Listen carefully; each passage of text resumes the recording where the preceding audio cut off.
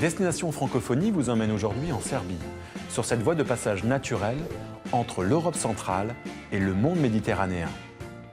La Serbie médiévale a apporté des trésors d'architecture parmi les plus beaux du monde orthodoxe. Au XIXe siècle, la société serbe s'ouvre à l'influence française grâce à l'action d'intellectuels démocrates qu'on appelait les Parisiens. Cette tradition francophone perdure jusqu'à aujourd'hui puisque 130 000 élèves apprennent le français en Serbie. Bonjour, je vous assure, l'amour pour la langue française est encore très fort dans ce pays. J'en veux pour preuve une opération intitulée le Goncourt des étudiants serbes. Le Goncourt, vous le savez, c'est le prix littéraire français le plus prestigieux. Eh bien, vous allez le voir, le prix Goncourt s'exporte aussi en Serbie. Là-bas, chaque année, l'Institut français et l'ambassade de France organisent un festival littéraire, les Journées Molières. À cette occasion, les étudiants de français des universités de Serbie choisissent leur prix parmi les 4 écrivains de la toute dernière sélection de l'Académie Goncourt. Ils discutent et polémiquent entre eux en français pour faire leur choix.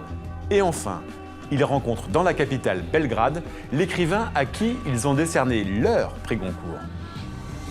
Ce qui est génial dans cette opération, c'est que 1. Elle donne envie aux étudiants serbes de lire en français et 2. Elle permet de leur faire découvrir la littérature française d'aujourd'hui. Voici d'ailleurs le témoignage de 2 étudiantes et celui d'un invité surprise. C'est une bonne occasion de lire de nouveaux livres, des livres récents, des livres de la littérature française contemporaine. Je trouve que les livres contemporains sont une sorte de miroir de l'état de la société, d'une culture. Dans les cours de la littérature, on apprend la théorie, mais ici, on a vraiment discuté sur la littérature, on a donné notre opinion, on a présenté ce qu'on aime, ce qu'on n'aime pas, et voilà, notre opinion avait une grande valeur pour notre prof. J'étais très ému ce matin quand j'écoutais tous ces étudiants qui parlent avec un français irréprochable et qui savent argumenter. J'étais à la fois fasciné et ému par leur facilité à s'exprimer dans ma langue. J'arrête ici.